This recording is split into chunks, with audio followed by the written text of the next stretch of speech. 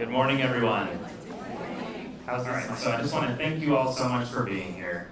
We're very fortunate to be joined by someone as accomplished and prolific as today's guest is. Before we get started, I would like to give a not-so-brief introduction. Nicholas Meyer is an award-winning author, screenwriter, and director. His first book, The 7% Solution, was later adapted by him into a film by the same name, which received an Academy Award nomination for Best Screenplay. In 1979, Nicholas would write and direct his first feature film, Time After Time, starring Malcolm McDowell and Mary Steenburgen. A short while later, Nicholas would find himself on the bridge of the USS Enterprise, where he would be tasked with directing and rewriting what would become one of the most lauded science fiction films of all time, Star Trek II: The Wrath of Khan. Nicholas didn't stop there.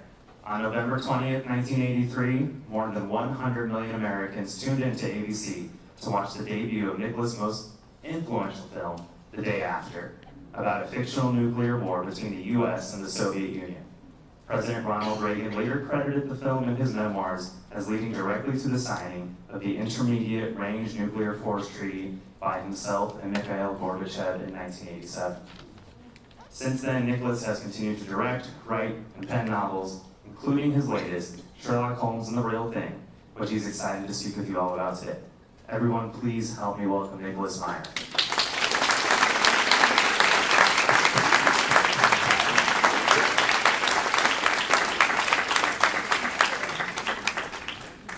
Thank you very much for those kind words of introduction. I'm not sure yet whether I should stand or sit, but thank you for coming out in this terrible weather. Yes, I drove down from Los Angeles where the snow has stopped. And it's a great pleasure to be here and see so many Holmes fans, which I assume we all are. I also assume that a lot of the biographical information that I could conceivably present is probably already available to everybody. Nowadays, when people go on dates, they look up your income online before you start. So I'm not going to worry about all that. I was born in New York, and at a very fortunate time. It was the end of World War II, and we were the good guys. You remember that? My father was a doctor, and my mother was a concert pianist, so I enjoyed a rather privileged upbringing. New York back then was like Disneyland, only it wasn't plastic, it was all real. And there was such a thing as a middle class, and a middle class family could go to the ballet and the opera and all sorts of things, and I lapped all that stuff up. It just looked great to me. They had to drag me places. I was a very incurious child, and one of the reasons they had to drag me was because they insisted, even at Columbia University football games, that I wore a necktie. And I conceived a lively detestation of this article of clothing. I sometimes think I went into the movie business because I learned you didn't have to wear a tie, although if you look at old photographs of movie directors, they are wearing ties, but I arrived at a fortunate post-tie period. I've since made my peace with the necktie. In any case, my father, who was a very interesting man, and he sort of saw to it early that I was an artist or I was nothing. And so that was the plant that got watered. And he introduced me to many things. A lot of music, a lot of books, a lot of Alexandre Dumas, a lot of Jules Verne, and also Arthur Conan Doyle. At about a late age 11, I think, he gave me the complete 60s Sherlock Holmes stories. There's a reason, I think, why childhood experiences of people, of art, of events, of even scenery, is what we call an impressionable age, because it makes a big impression. And you bond with these things, and you remember the books that you discovered as a child, or the movies, or some people remain traumatized by Bambi. Just saying. Anyway, I fell in love with Sherlock Holmes. And I also, somebody said, when did you first begin to write? Or when did you choose to be a writer? I never chose any such thing. I think I was minding my own business, but it was something that I just always did. I can't read numbers very well. I can't read a contract, but if it says once upon a time, I'm there. And so that's sort of the way I operate. And one of the things my dad also said, that when you are studying to be an artist, they send you into a museum with an easel and some canvas, and they say, copy this, start with that. So I decided to copy Sherlock Holmes. And I'm not the sharpest knife in the drawer, but I just kept doing it. I don't know why I was so interested. I think, for example, this is going to be a talk of free association, I hope you put up with it, that detective stories are popular because they deliver exactly the opposite of what they promise. They promise thrills and chills and things that go bump in the night, and the body lying at an unnatural angle, the limbs splayed, and the head bashed in by a blunt instrument wielded by person or persons unknown. And people like to curl up with a good mystery. They like to take the mystery to bed with them, and a more intimate conjunction could hardly be imagined. So what is it that makes these things so popular? And I think that it has to do with detective stories are oddly reassuring. The real world is chaotic. I don't have to tell anybody here. It makes no sense. It's random. It's arbitrary. You get struck by lightning. You get slipped on a banana peel. But in detective stories, as somebody remarks sooner or later, it all adds up. And how comforting, the fact that it all adds up. So even the most authentically researched procedural, in which all the details are nailed down, and there are obviously detective stories that defy this simplistic overview and provide general thrills. I mean, I think Oedipus is probably the earliest detective stories, right? He goes looking for the murderer. Everybody says, don't stick your nose in this if you know what's good for you. But he does stick his nose in it, and with the murderer he's looking for turns out to be himself. That's Agatha Christie worthy of, but it obviously goes beyond that. I'm just saying, detective stories, we like them because I think they are obscurely reassuring, even though they pretend to be nothing of the kind.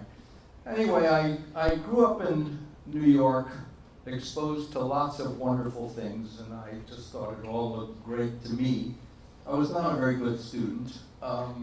Nobody knew what ADD was, so they just thought I was sort of slow.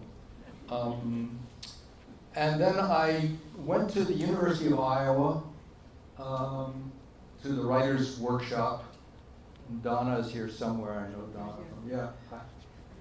from Iowa City, which is a great place to be, I have to say. I was very happy there. And while I was there, I learned that, I probably had some ability. We won't go so far as to call it talent. We'll just stop at ability. And so I was doing things that were right, but I was doing them sort of on instinct. And if something didn't work, I didn't know how to fix it. And at Iowa, I learned about how drama works, because I was a dramatist at that point. And by the way, for the way drama works is the playwright or the screenwriter asks a question, and the audience stays to find out the answer to the question. And when the question is answered, you go home. Will Hamlet kill the king? Will Romeo get Juliet? And so forth.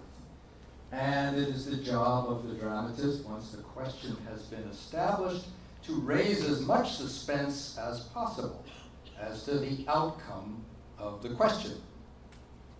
So Hamlet sees Claudius, I could kill him now, but he's praying, he might go to heaven, bad idea, and so forth.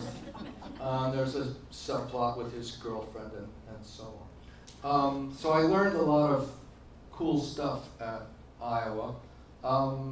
And eventually I wound up in Southern California, because you didn't have to wear a necktie, and trying to break into the movie business, and I got lucky. And while we're on the subject, somebody recommended a general to Napoleon and said, this guy is a very good general. And Napoleon said, I know he's good, but is he lucky? You're looking at lucky. I have been fortunate in my time in California, Los Angeles, the movie business, to have been treated so kindly and so generously and loyally and supportively by people I probably tried their patience a lot. Because you won't believe this, but I used to have many rough edges.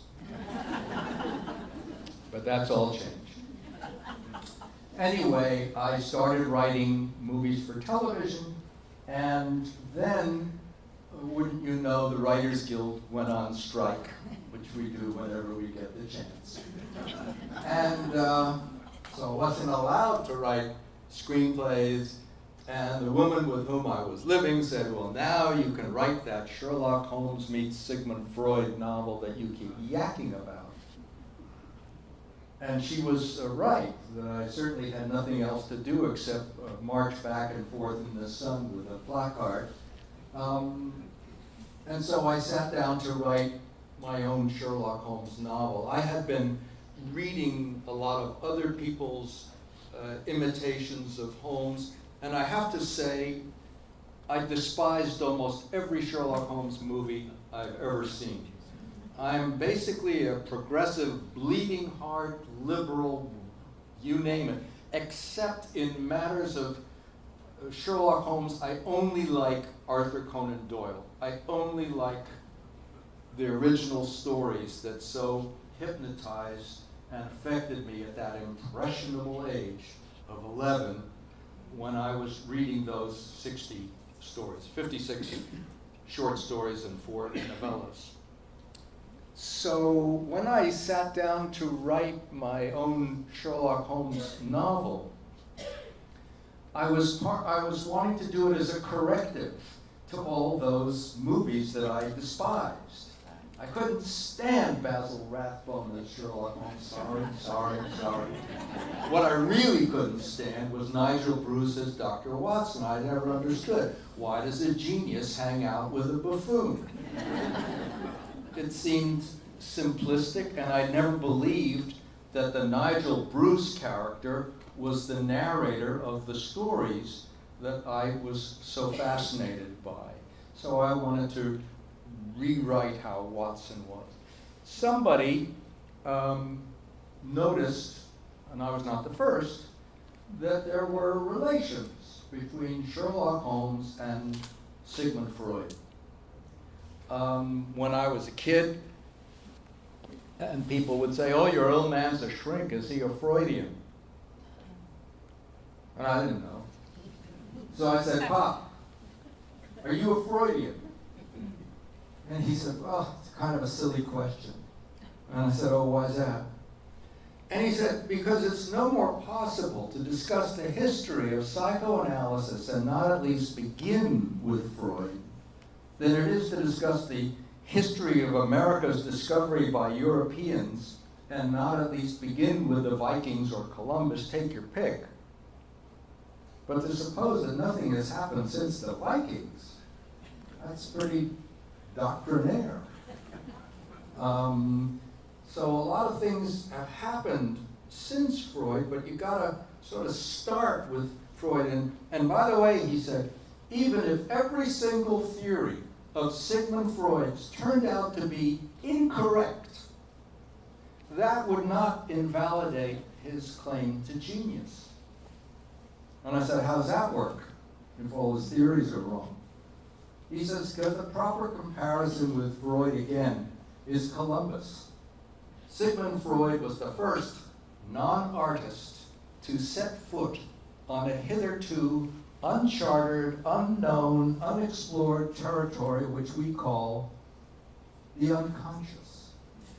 And if his maps are subsequently proved to be in error, does anybody remember or care that Columbus thought he was in India?"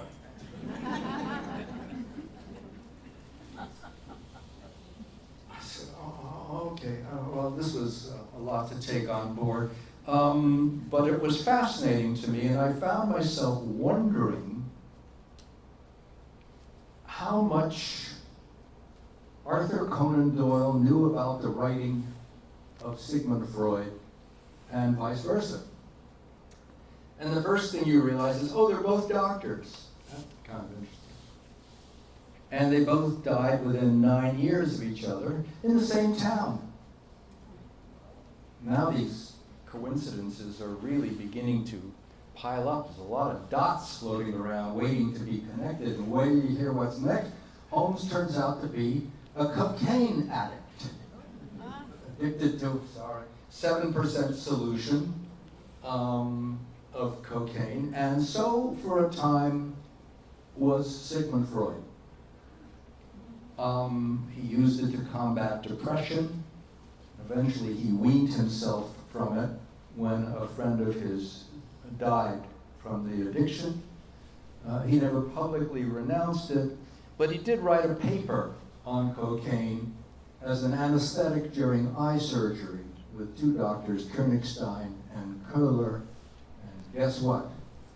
Arthur Conan Doyle studied ophthalmology in Vienna. How many dots do there have to be? And later on you learn that Freud's favorite bedtime reading, wait for it, was the Sherlock Holmes stories. And Freud was also aware that he had been compared to Sherlock Holmes. In fact, at one point, he even compares himself. He was narrating one of his case histories, and he writes, "I followed the labyrinth of her mind, Sherlock Holmes-like, until it led me to..." So you got the idea. And also, when you read the case histories, Freud's narrative voice sounds an awful lot like Watson's. All of this led me to write my novel. Writing is a pretty lonely business, especially if no one has ever heard of you or gives a shit. And when I finished, I thought, well, this is publishable. And I sent it off to, I had an agents on the East Coast, and they said, well, there's really no point in my reading this because I've never read any Arthur Conan Doyle, so how could I tell if it was any good? And to give you an idea of my rough edges, I said, well, putting aside the fact that you call yourself a literary agent and have never read any Arthur Conan Doyle, I would have to say that if this depends on Doyle, it's already a flop, which struck me as an unassailable line of argument, except she hung up long since. Anyway, I won't belabor the history of the 7% solution. I can tell you nobody was more surprised than me when it became the #1 bestseller in the United States for 40 weeks. And then He Who Laughs Last. And then came the movie, and I said, well, I'll sell the book, but I have to write the screenplay. And then, again, lucky, I got an Academy Award nomination, which in retrospect may be better than winning. Maybe that's just exculpatory, but sometimes winning is the kiss of death. In any case, I've prospered in Los Angeles. I've made movies and been lucky with them as well. But I kept writing Sherlock Holmes novels when I would get good ideas for it. They're fun to write. I like Victorian prose. I'm a big fan, whether you're talking about Charles Dickens or George Eliot or Robert Louis Stevenson or H. Rider Haggard, Edgar Allan Poe. I worship English. I like Shakespeare best of all, but I can't do it. But I can fool around pretending to be Doyle, which brings me to sort of the seventh novel, which is probably the last one, because I think any more after this and I'm veering into self-parody. I don't want to sort of trot out the same Victorian expressions for the umpteenth time. I'm running low on them, by the way. But I got interested in forgery because in late 1974 or early 1975, my publisher sent me on a book tour. That was back when publishers paid for book tours if you had written a best-selling book. So I was this kid author flying through a terrible thunderstorm, landing in Pittsburgh, where I was met by a reporter about my own age, who clearly thought this assignment was unworthy of his talents, interviewing this kid, smart-ass, whatever. And so he began by saying, how does it feel to be a successful forger?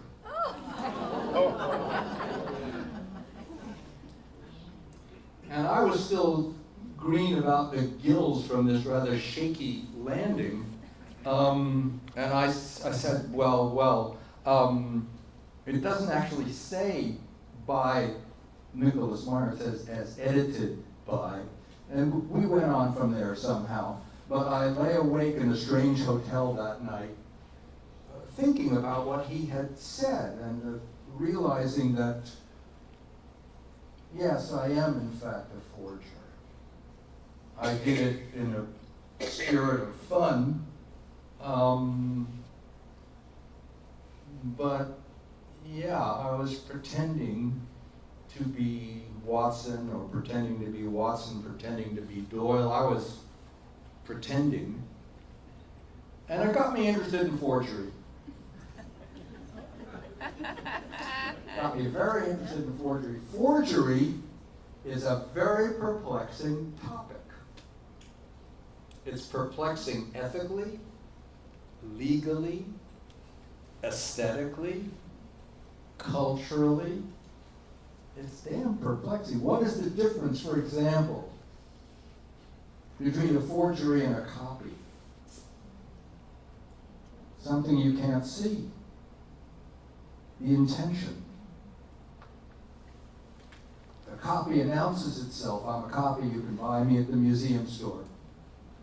A forgery is trying to fool you. I'm the real thing.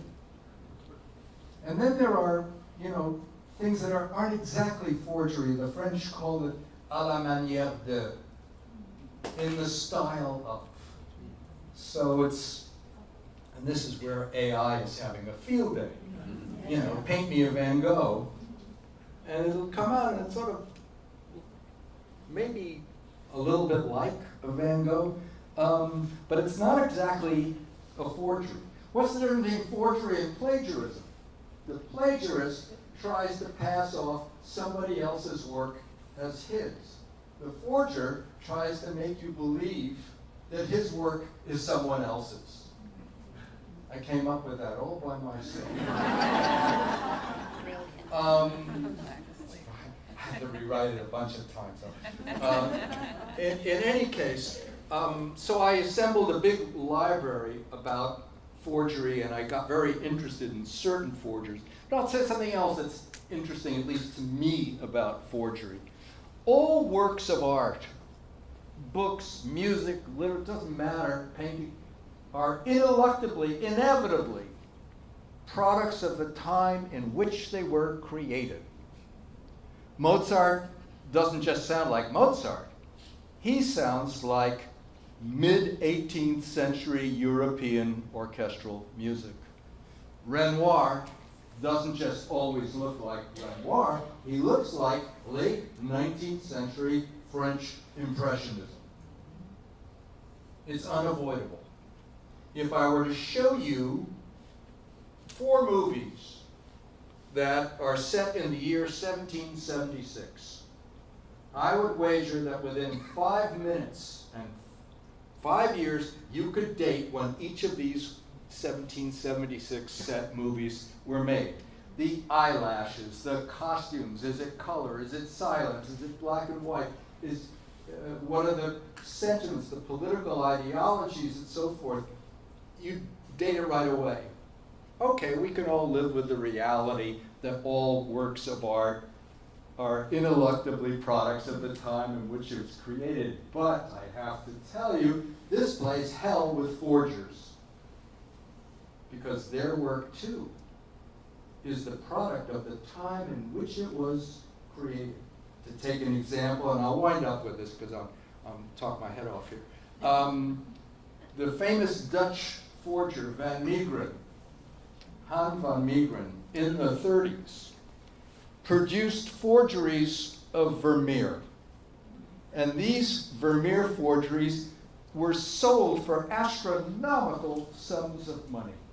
The first one was unveiled by Queen Wilhelmina of Holland at the Boysmans Museum amid great fanfare. But look at them now. They suck. They're terrible. They look like Art Deco, and not very good Art Deco either. How did they pass at the time? But time itself has thrown them into sharper relief, because all works of art, even phony works of art, are products of the time in which they are created. Anyway, this reporter's remark back then in Pittsburgh has stayed with me, and so my last Sherlock Holmes novel, the one that they had some copies of here, Sherlock Holmes and the Real Thing, get it? Is where I chose to sort of end up. Anyway, I'm not sure exactly what I was saying, but Henry James said that the least demand that you can make of a work of art is that it be interesting. So I hope I quit while I'm ahead. And thank you very much.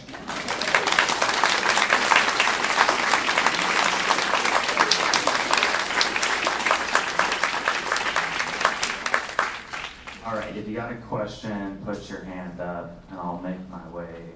I'm going to do. I'd like to thank you for coming today. I appreciate it.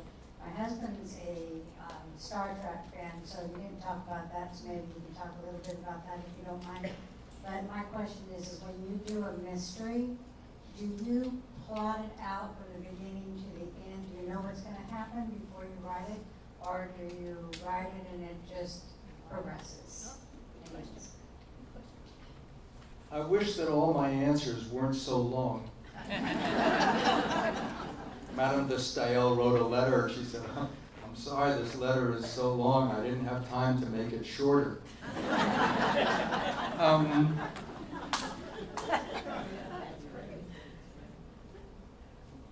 Socrates was told by the oracle at Delphi that he was the wisest man in Greece, and he figured that can't be right.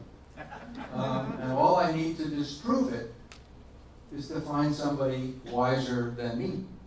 So he goes searching through all sections of Greek society until finally he comes to the poets. I think he means artists, and back then, of course, it was all guys. And he said, these men who write and paint and sculpt so insightfully about the human condition are bound to prove wiser than me. He said, imagine my surprise when I found that the poets were the stupidest people I spoke to. They were like children. They were infantile. Except when they did their art. And then they go into a kind of trance and take dictation from God. And this they call inspiration. And later they come up for air and then they go back to being jerks again. And so when I'm asked how I do things, the real answer is I don't quite know. There are two basic creative methods, I think. We'll call them the Mozart method and the Beethoven method. Mozart could do it all in his head. He liked to shoot pool. He was apparently a good pool player. He'd write the thing in his head, and then he'd copy it out. There were very few corrections in a Mozart manuscript. There are very few corrections in Arthur Conan Doyle's manuscripts, by the way. You look at them, not a lot. But look at Beethoven's sketchbooks, and you see the whole process is hideously externalized. It looks like a demented chicken crossing the staff paper, and the amount of different times to get to where he needed to go. There is a famous Leonard Bernstein recording on Sony, which I think Sony owned RCA at some point, in which Bernstein and the New York Philharmonic play all the alternate endings that Beethoven used and rejected for the Fifth Symphony. And you can see the whole process. Why and Bernstein will, say, well, you can see this is too short, or this has no themes that are related to the other parts of the thing. So you can see it. Plato didn't want artists in the Republic because we're liars. Which is true, and when people say, how did you do this? Since we don't know because we weren't there, we make up stories about it, because that's what writers do. So Gilbert said that he got the idea for writing the Mikado because he was sitting at his desk and a Japanese samurai sword that was hanging over him fell down and almost decapitated him. Good story. Maybe even the damn sword fell. It just doesn't explain how he wrote the Mikado. You see the problem. As far as Star Trek is concerned, very quickly, it's not going to be quick. I had never seen Star Trek. I didn't know anything about it. When I was a kid and it was on TV, I was in college. And I saw the man with the pointy ears, and they were all running around in Dr. Denton's, and I just kept going. So I think it's fair to say, with my very few powers of observation, very different from Sherlock, I missed everything that was important about it. I missed everything that was innovative about it. I missed the interracial, everything that women in positions of power and African Americans or Russians or Asians, missed all of that. It just looked dumb to me, and I didn't watch it. And then somebody said, you should meet Harve Bennett. He's been assigned to do the second Star Trek movie. And I wound up being sort of badgered into meeting him. And I liked and then grew to love him very much. And he showed me the episodes, and he showed me the first movie, and I thought, what is there about this that I really like? I'm giving you the short version.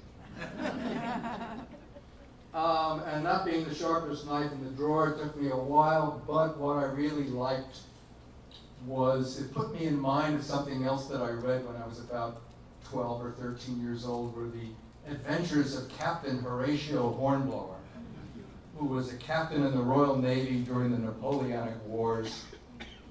He had a girl in every port. When you're 13, this sounds pretty cool. I'm pushing 80, it still sounds kind of anyway, I thought, oh, this is Captain Hornblower in outer space. I could do that. And that's how I got involved in it. And that's the short answer. Anyway.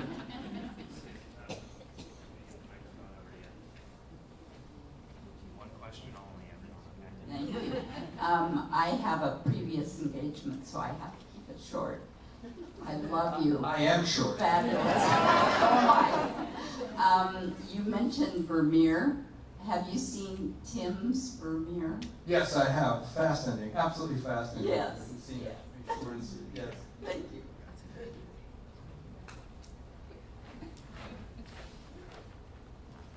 Of all your work, what are you most proud of and why? Well, first of all, I don't think artists are the best judges of their own work.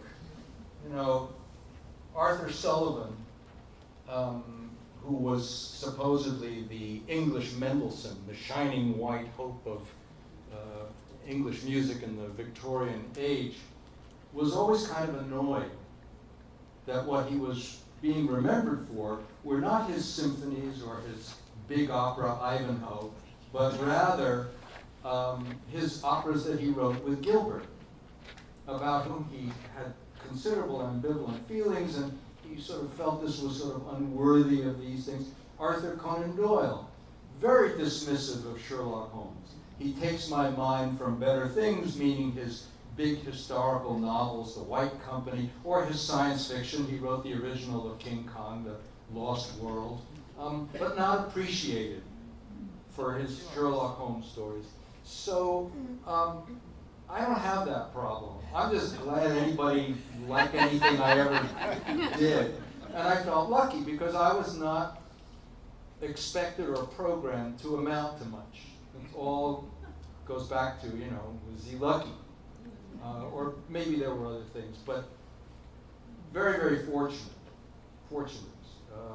And I can't pick among them. I think in a non-aesthetic answer, easily the day after is the most important thing I've ever gotten to do with my life so far. I changed the mind of the President of the United States. I get him to sign the Intermediate Missile Treaty. Of course, the pussy grabber in chief, as you may know, has walked out of that treaty. But that's the world in which we find ourselves. We've got a question in the back here. I was concerned when about the infringement as far as the family was concerned, the Conan Doyle's family. Well, and the copyright infringement. I was reading up on it because I thought, how does this happen? So somebody said, where ignorance is bliss, 'tis folly to be wise. When I was 27 years old and telling myself that Holmes was out of copyright after a cursory examination on the back of a matchbox, I told myself I could write this. And then I found out that at the time, not only was Holmes still in copyright, but the Conan Doyle estate was one of the greediest, most rapacious group of people. And the thing that I think really offended me the most was they didn't care about Sherlock Holmes. It was just all about the money.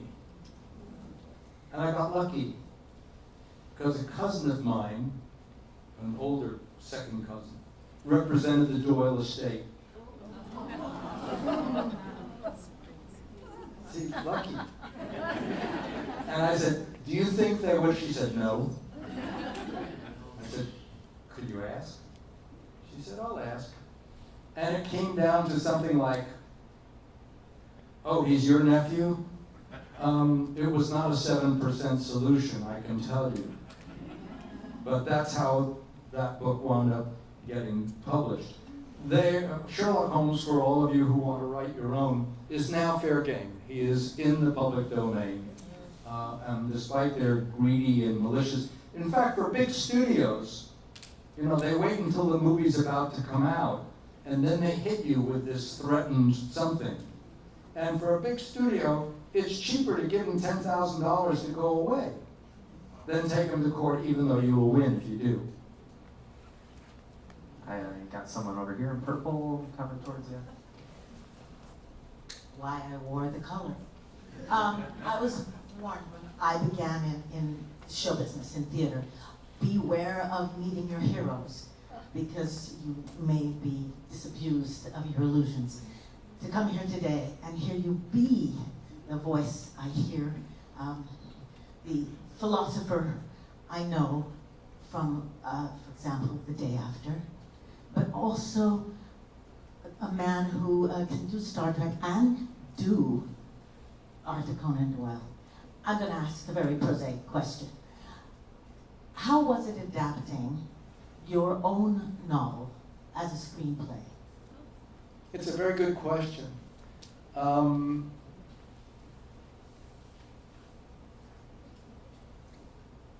think the thing you have to, the way I looked at it as a chance to improve what I had done. I got a second bite of the apple to do it. I also thought, when I saw Scott Turo's book, Presumed Innocent, I read the book, I saw the movie.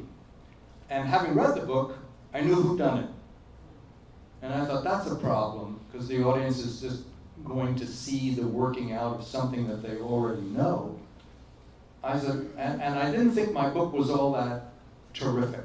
I thought the first half was really good. It was a great getting them together, and I love this scene in Freud's office. But I thought they needed a better mystery to solve, and maybe I could give them one and throw the audience off at the same time, which was to say, don't think this is going to be, you know, a coloring book version of what you've read. It's going to be a surprise, it's going to be different. So I looked at it as, in that sense, as an opportunity. I still think it's a screenplay with flaws, and the only disagreements I ever heard with the lovely Herb Ross, who made me part of the filming of it from the beginning to the end, said he wouldn't let me into the cutting room.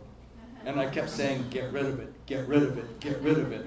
And I didn't get to do that. And there are parts of the movie where I just grind the enamel off my teeth saying, anyway, I don't want to go on and on. I could give you specific examples, but everybody else would fall asleep. Got another question in the same row. I'm really enjoying this. But You're the one, yeah, okay. You've used two words, and I'm waiting for the third word to drop, and agent, publisher, and editor. And I, for the life of me, don't really know the distinction between three. Do you all always hate your editor? Does your editor work for you? Could you clear that up? Well, I mean, agents are, the simple version of that is they are gatekeepers for either studios or publishers.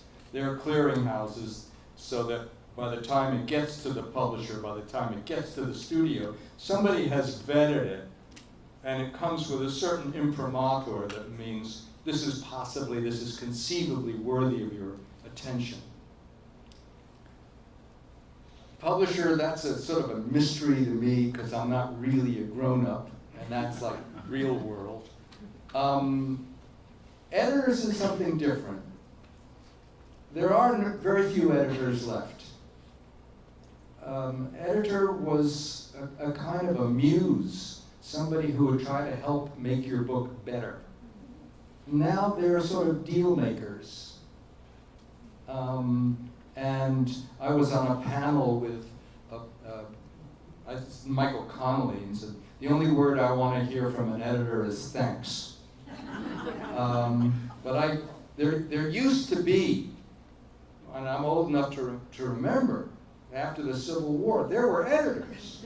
People who would say, don't you think this would be better? And I got very angry over the years when I would say to my editor, what if we ended this chapter here and spilled over the other thing? He said, oh, that's a good idea. I said, well, where the fuck were you? I don't remember the question, but that's my answer. Hello. I have two questions. One's a quick answer, I think. Just pick one. Sorry. Okay, I'll go quick. Screenplay, you lost out the 7% solution to what? Oh, All the President's Men. Oh, tough here. I think it's cheating to have help from Richard Nixon. It's a practiced answer, yes. Do you prefer to actually write your books or or movies and screenplays?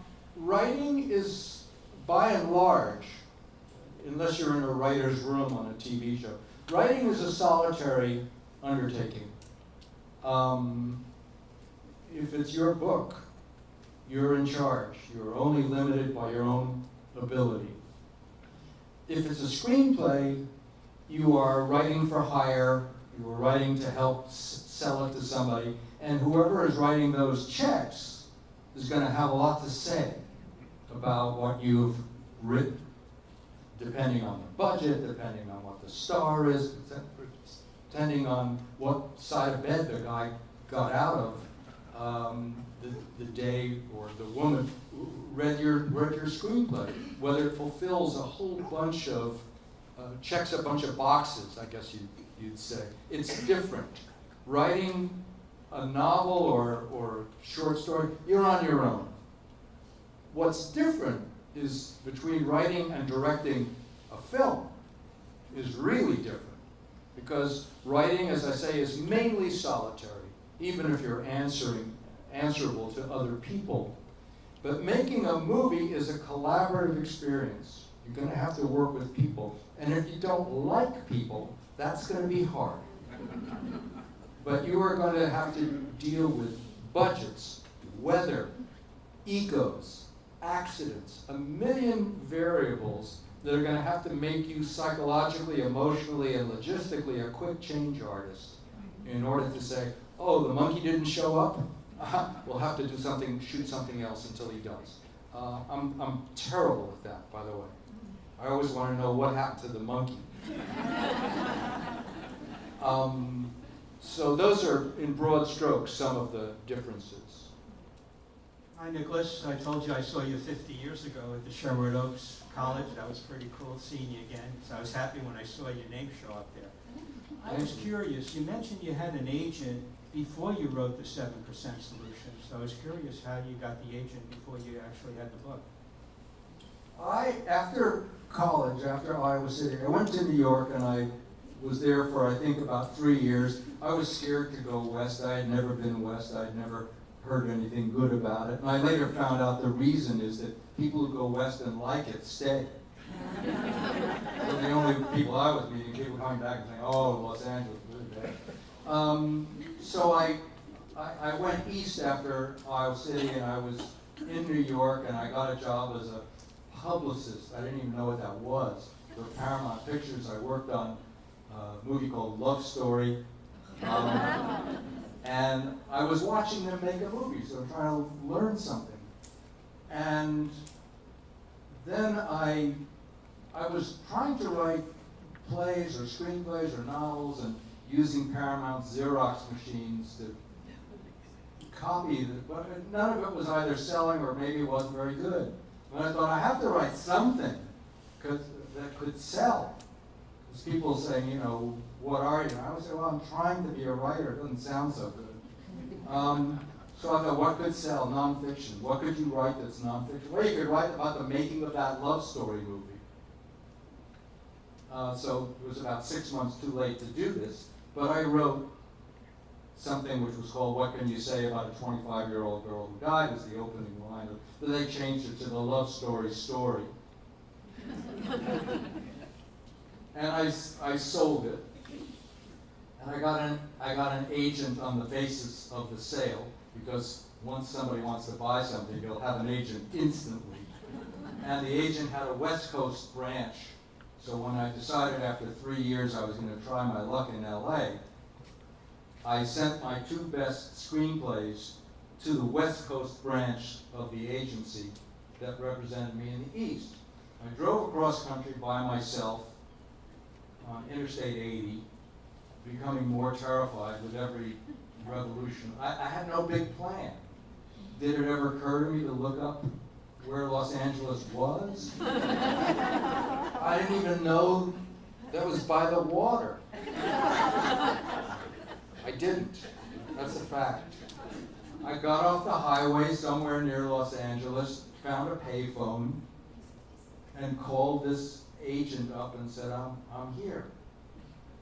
And if he had said,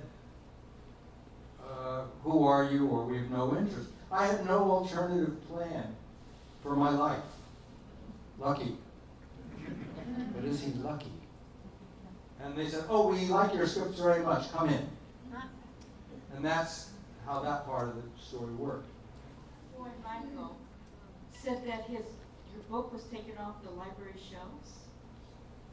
Maybe I didn't read that. It's a swipe at Ron DeSantis, the fascist dictator of Florida. Sorry.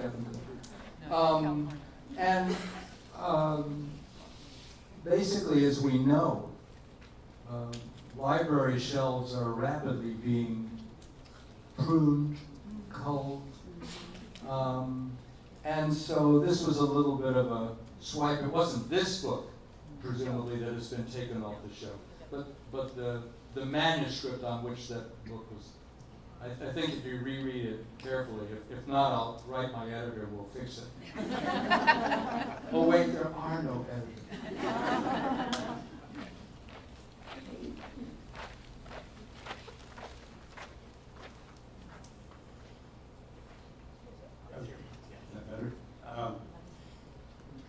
You're pretty much a man of leverage too, because you managed to, like, with time after time, you used the screenplay to get your job as a director.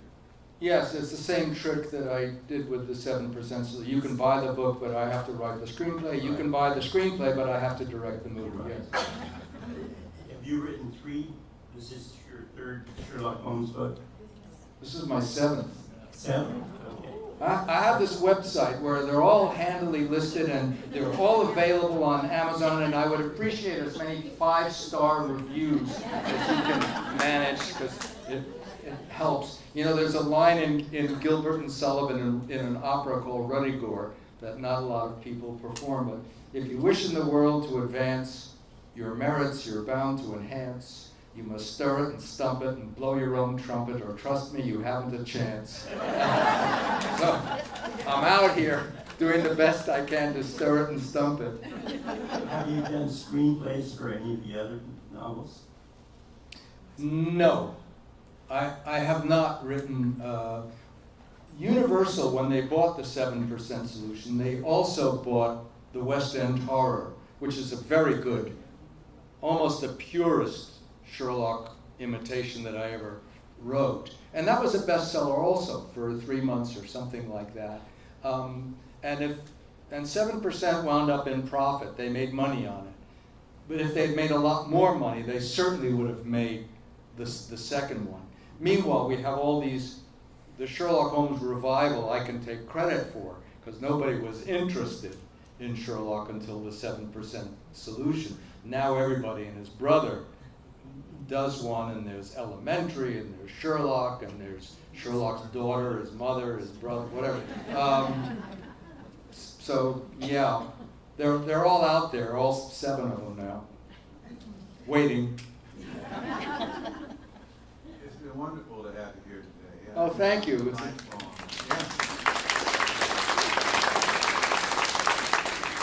as a lifelong Sherlock Holmes fan, I appreciate every moment of this. But my question is an active question.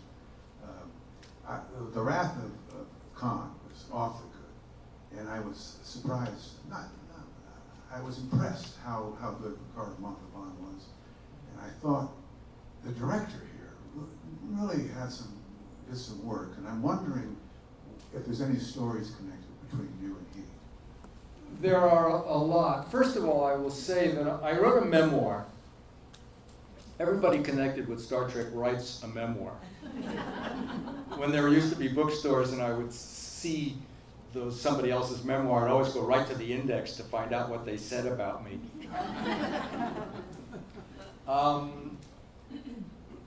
So a lot of my history with Montalban on this film is in the memoir, but the short version of it was I didn't get to rehearse with him the way I got to rehearse with everybody else because he was in the middle of shooting his television series Fantasy Island, and I said, why did you do that?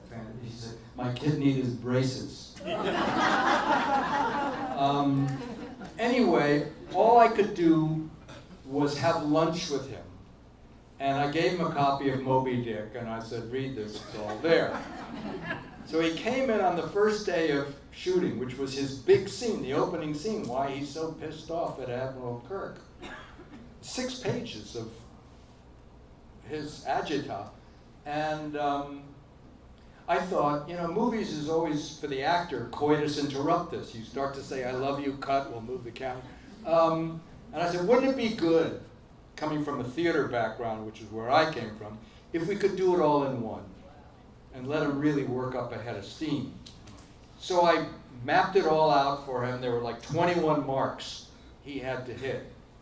I was once in a movie and I couldn't hit 1 mark. And I only had 1 mark. So he was letter perfect. That's his real chest. Let's clear that off right away. That's him. He knew all his lines. He hit every mark. But he screamed it at the top of his lungs, and everybody was like, nobody, and I thought, this is only the 2nd movie I've ever directed, and this guy is way bigger, and he's got credits that are way longer. What's he gonna do if I try to tell him something? A friend of mine said all actors want to know one thing about the director. Is he crazy? Am I going to live? Do I have to pull the boat over the mountain?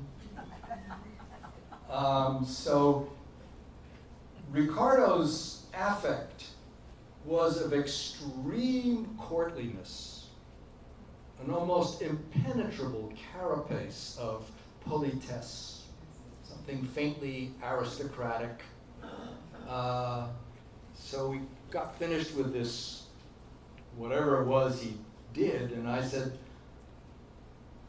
okay, let's go into your dressing room or whatever it was, and talk about interpretation. And he nodded, followed me quietly on padded feet into this small room where there was just the 2 of us. And I said, Laurence Olivier once said that an actor should never show an audience his top, because once you show them your top, they know you got no place else to go. And he looks at me and goes, oh, you're going to direct me. He says, that's good. I don't know what I'm doing up there. And that courtliness all dissolved into this sort of shit-eating grin. And then he started to tell me stories about famous directors that he'd worked with, waited all his life to work with Murder Leroy, who directed I Am a Fugitive from a Chain Gang. I'm dying for the words of wisdom. And what did it come out? Ricardo, Lana, make it a good scene. So we became intimate. This is as close as I've ever come to driving a Maserati. And I'll never come closer, because you didn't have to do much. He could finish your sentences. The moment I said to him, don't show them your top. And he would then say, Nick, what if I raise the eyebrow here? I would say, yeah, but not too high. is the opposite of directing Bill Shatner,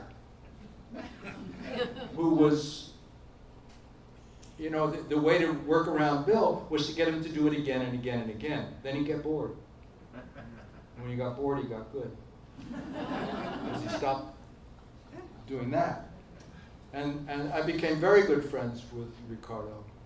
He was a lovely, lovely man.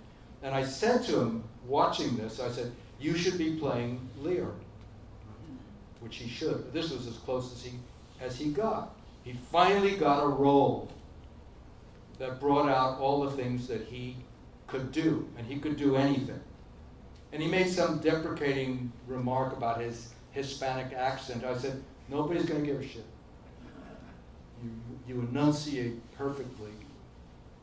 And it's a shame you didn't get to do it. You got time for one or two more questions? I'm not on the clock. Okay. Hi, of course I'm a big Star Trek fan too, but, okay, I'm a big Star Trek fan, but you mentioned that you didn't like Basil Rathbone's acting interpretation of Sherlock Holmes. I think in the 80s there was another guy named Jeremy Brett, which we all saw here. It was a British production, but it was also on PBS here. And I thought he single-handedly brought back the entire interest in the Sherlock Holmes world. After me. Well, you didn't let me finish. I never do. It's a terrible habit. No, I was curious what your, I know you brought back interest, and Jeremy Brett did too. Well, at least that's my opinion. I don't know if that's your. I'm sure you're right. Okay. All right, thank you. My problem with Rathbone was not exclusively his. As I say, partially it was the Watson. Also, it was partially taking him out of period and putting him in Washington and all that stuff. But my problem with him as an actor is that he looked like Sherlock Holmes and he sounded like Sherlock Holmes. I just, as an actor, could never see him thinking. I could never see the wheels going around.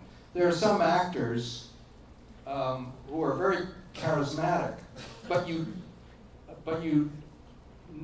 don't necessarily see the emotions flicker. You know, Meryl Streep is amazing. You can follow everything. Gary Cooper is amazing. You can follow everything. But sometimes they're sort of doing all the things that they're supposed to be doing, but nothing is coming through the flesh.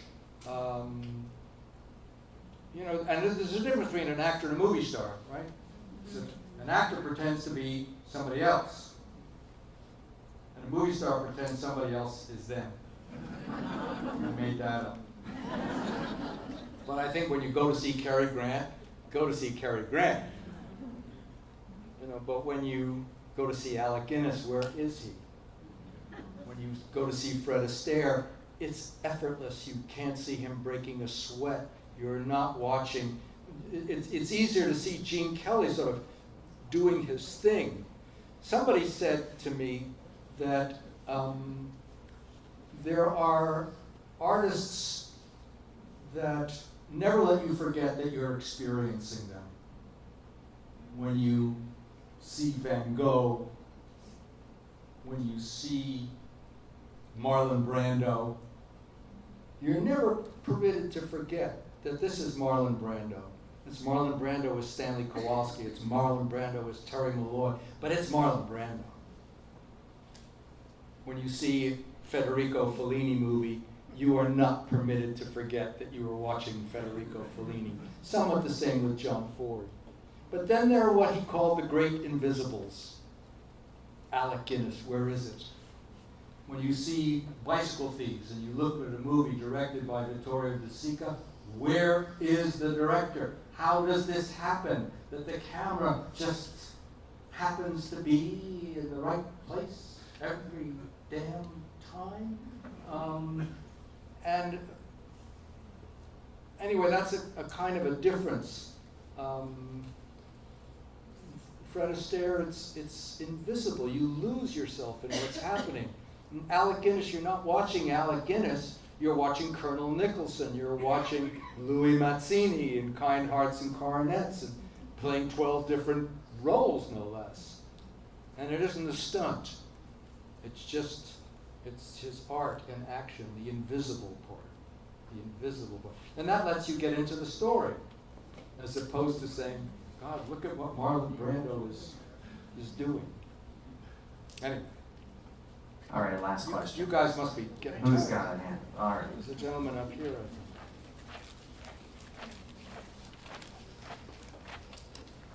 I think. Of Sherlock Holmes and Dr. Watson, which one would you say is, when you're writing, is the easier to put on paper?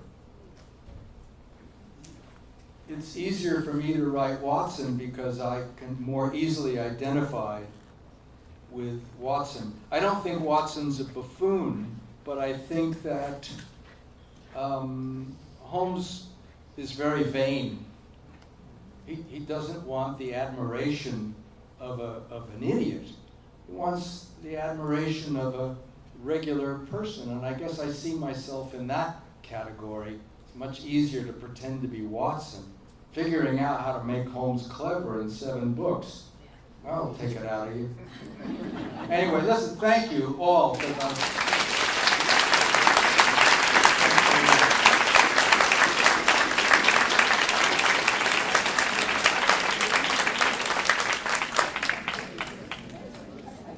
You talk, for not knowing it very well. I also started reading Sherlock Holmes before it came in after 45 minutes. Right. But I wanted to have it over and I thought you might But I enjoy it more than so he's been on several times. He's